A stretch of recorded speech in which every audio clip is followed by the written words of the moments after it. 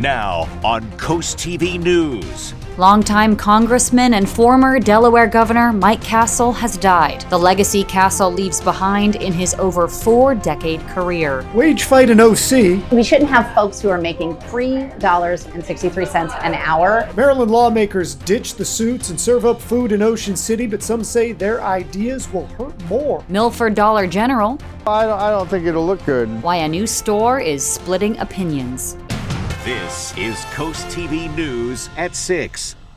Former Delaware Governor and longtime Congressman Mike Castle has passed away. Good evening. I'm Madeline Overturf. And I'm Charlie Sakaitis. We begin tonight with the death of the last Republican governor and U.S. House member from the state of Delaware. Castle's political career began in 1966 as a Delaware state representative.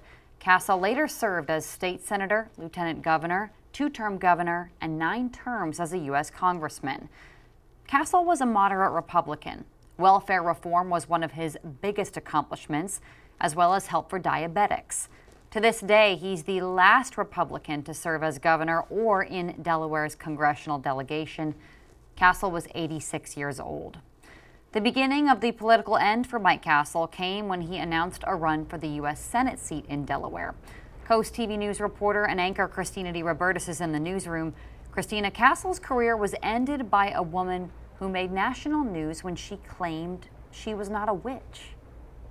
Maddie, that woman was Christine O'Donnell, and we'll get to her in a second. But first, we go back to when Mike Castle announced he was going to run for the U.S. Senate in 2010. The end of Mike Castle's political career began here. I am here today to announce that I will be a candidate for the United States Senate. Announcing he would run for the U.S. Senate seat vacated by Joe Biden. Castle was known as a moderate Republican, but he was toppled in the Republican primary by Tea Party favorite Christine O'Donnell. The Tea Party movement focused on reducing the size of the government and limiting government oversight. O'Donnell made national news when she put out this campaign ad. I'm not a witch. I'm nothing you've heard. I'm you. O'Donnell was responding to an old video that resurfaced during her campaign where she said she dabbled in witchcraft. Because I dabbled into witchcraft, I hung around people who were doing these things. At the time, Castle said the Tea Party, coupled with the rise in opinion-based TV shows and blogs, had made politics a nasty business. It's the campaigns are more nasty than they were before. They're more personalized than they were before. And Castle predicted tough times ahead for Delaware Republicans, a forecast that's largely come true as Democrats dominate state and federal offices. I believe the next election is a difficult election for Republicans, assuming that Tom Carper runs again and Governor Markell runs again and other Democrats have already been elected. That's not easy, and it's going to be difficult to find good candidates. Castle remains the last Republican elected governor in Delaware. During the 8 years that I was governor, we always balanced our budget. We were able to reduce taxes several times. We created many jobs. Now, ultimately, Mike Castle lost to Christine O'Donnell, but O'Donnell lost to Democrat Chris Coons in the general election. Chris Coons still representing Delaware in the U.S. Senate today. Back to you guys. Castle was born in Wilmington and represented parts of Newcastle County during his time as state representative and state senator. But Castle was also a former owner of the Dewey Beach bar and concert venue Bottle and Cork. He later sold it. After losing the primary to Christine O'Donnell, Castle retired from politics. Funeral arrangements are pending. Today, politicians across the state remembering Mike Castle as a bipartisan leader and a man of integrity. We will be sure to keep you posted as we learn more about the plans to honor the former Delaware governor and U.S. Congressman Mike Castle. To Ocean City, some Maryland lawmakers want to see more money in the pockets of workers, pushing for an increase in the state's minimum wage. And as Kevin Zapay shows us, some lawmakers took the issue into their own hands literally today. Suits off and aprons on. Maryland legislators took time out of their day to hand out food in Ocean City. And according to certain Maryland delegates, it's for a good cause. We shouldn't have folks who are making $3.63 an hour and trying to find childcare during a childcare crisis, during a housing crisis, trying to find an affordable place to live. Maryland's hourly wage is $15 an hour, but for tipped workers, it's a much lower $3.63. Organizers of One Fair Wage are advocating for an increase to $20 an hour for everyone in the state by the year 2030, something one tipped worker says could make a huge difference. I've had days working an 8-hour shift and leaving with $40.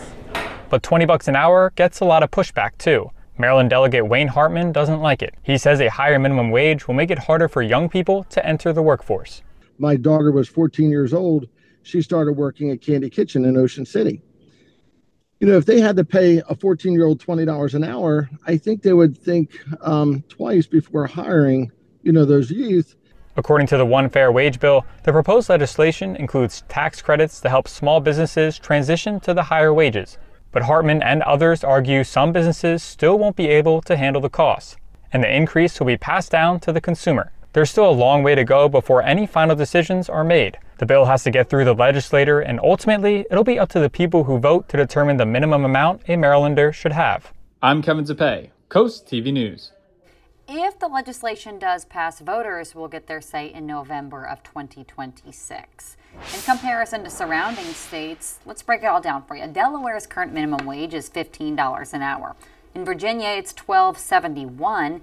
Now, if Maryland makes the move to $20 an hour from the current $15, it would lead the region to one of the highest minimum wages by far.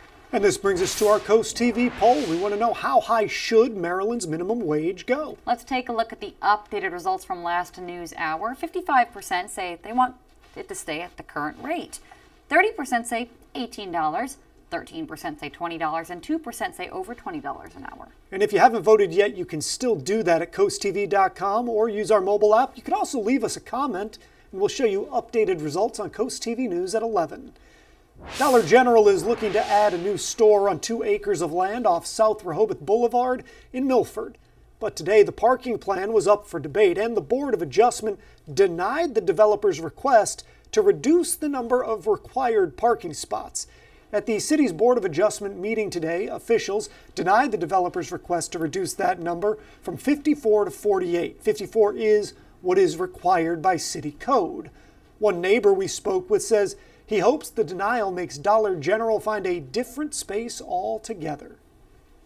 I don't think it'll look good because, we've got the golf course, which is all nice and everything. It fits the neighborhood. And a Dollar General with a big parking lot just isn't going to fit the neighborhood.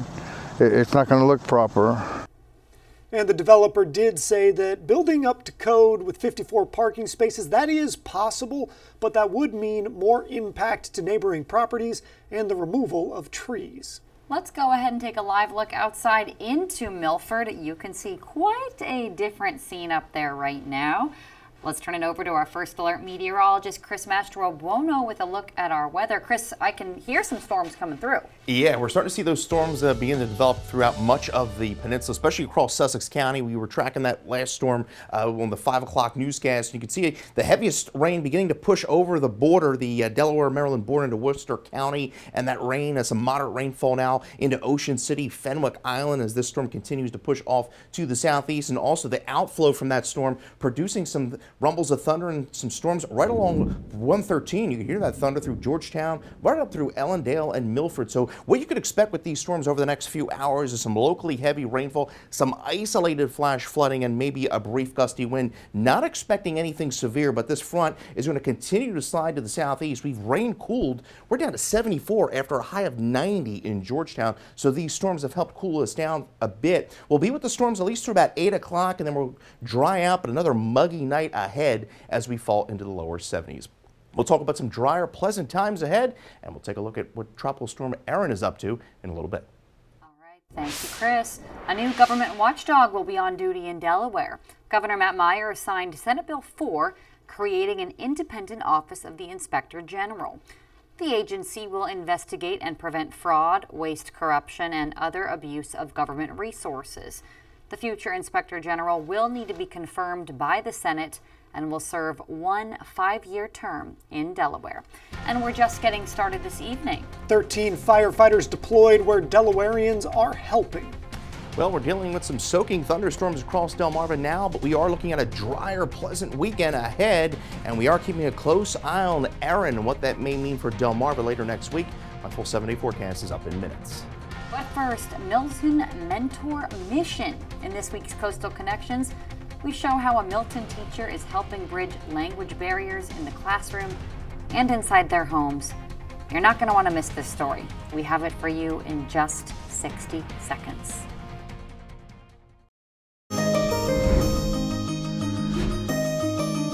Trying to find success in the classroom can be a challenge for any student, but it can be doubly hard if English isn't your first language. As Matt Pensick shows us in this week's Coastal Connections, one Milton woman is helping out Spanish-speaking students and their families as well. So these are some of the books that we use. At first, this may look like a typical children's book, but if you get in closer, it's much more than that. It is a useful tool designed to help parents or guardians whose first language is Spanish help their children make their way in an English-speaking society. In this program, we use bilingual literature to help the parents learn how to establish reading routines with their children at home. We read it first in Spanish, okay, so that the parents understand what the story is about. So we'd go through and read all the pages in the Spanish section. For 10 years, Jackie Wager has worked with families that are new to the U.S. and the language challenges they face. It can be very stressful for the families when all they want to do is make sure their children are in school and learning and doing well. School forms that might seem simple are not so simple if you're just learning English. There were a lot of questions they had that you and I would understand if a notice came home or an email, whatever it might be. And the parents of my students, many of them can't read the English and don't know how to support their children. And I learned about a program that offers, with bilingual literature, instruction and resources to help parents learn how to read with their children.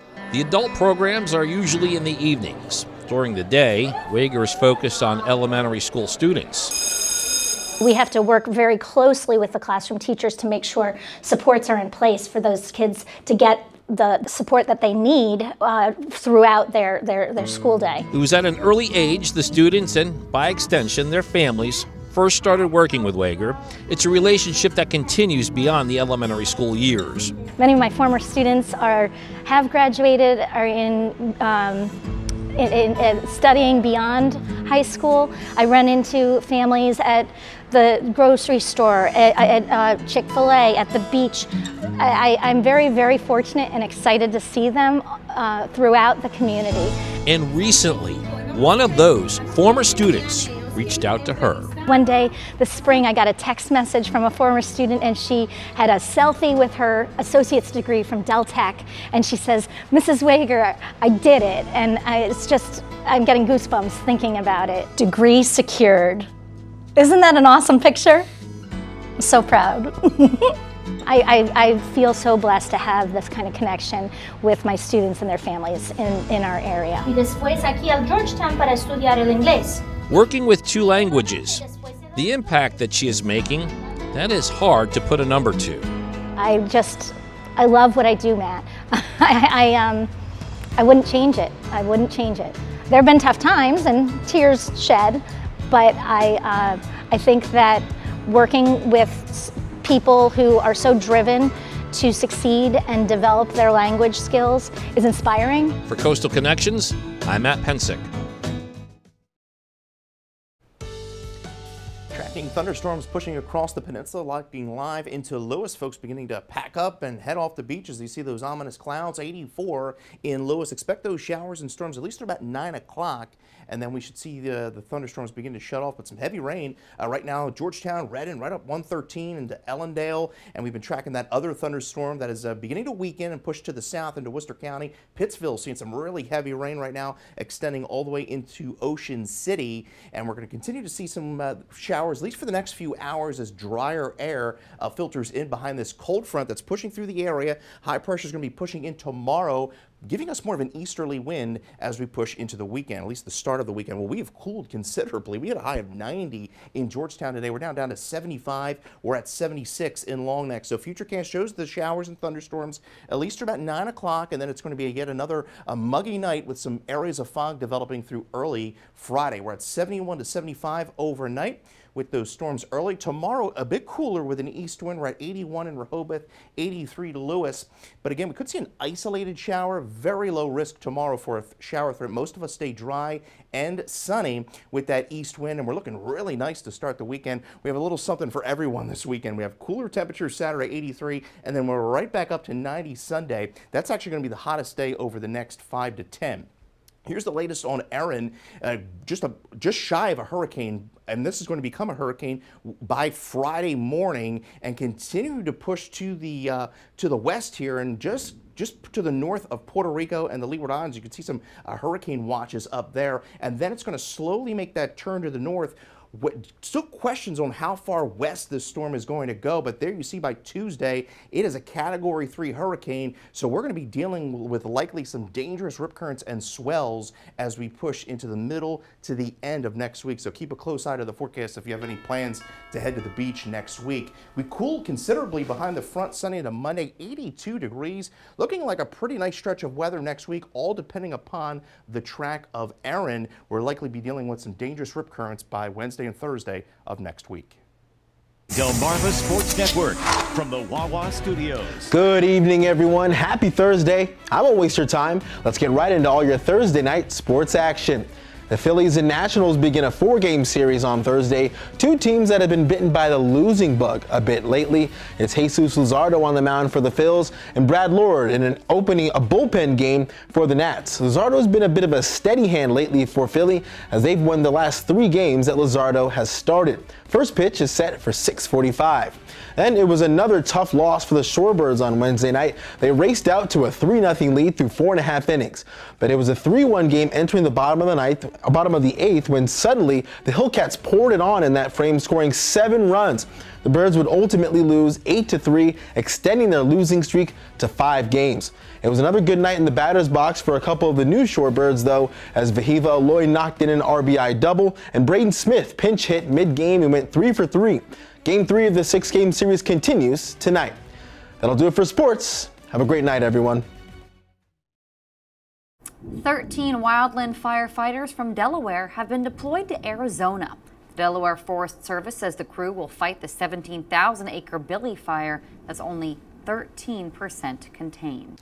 And we're dealing with some heavy thunderstorms across Sussex County this afternoon, extending from Ellendale through Kings Crossroads, right through Milton, seeing some heavy rain. And what you can expect with these thunderstorms is locally heavy rainfall, maybe some brief wind gusts, not expecting anything severe. You could see some heavy rain along Highway 50 into Pittsville, right through St. Martin into Ocean City. Expect these thunderstorms to last at least for the next few hours. After we get to about 9 o'clock, things should be winding down as drier air filters in, all thanks to this cold front that's pushing to the south. Congratulations to our umbrella winner, Charlotte Pagaro of Milford, Delaware. You're the winner of our Paul Davis umbrella. And as always, you can get your latest forecast by dialing the First Alert Weather phone, sponsored by Broxton, Mundalis, and Federico. Your 10-day forecast shows a drier Friday. Can't rely on an isolated storm, especially along the eastern shore. The weekend looking primarily dry, but we're going to be a little bit cooler there on Saturday, 83, right up to 90 on your Sunday. That's actually going to be the hottest day over the next 10.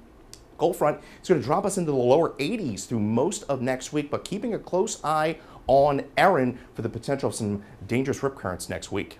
All right, thank you, Chris, and thanks for joining us here for Coast TV News at 6. For more news and local weather, download our Coast TV News app. The NBC Nightly News is up next. We'll see you later tonight on Coast TV News at 11. Have a great evening.